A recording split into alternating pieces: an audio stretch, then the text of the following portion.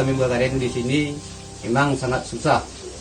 Jika ada itu bantuan dari Pemerintah Banda Aceh, izin Allah Subhanahu wa taala, memang ada kami kelonggaran untuk mungkin gula aren. Dan maksud dan tujuan kami untuk gula aren ini, maksud kami ingin kami meningkatkan program masyarakat Desa Kampung Uring ini, karena dalam rangka di sini itulah usaha yang paling utama dari dahulu sampai sekarang ini.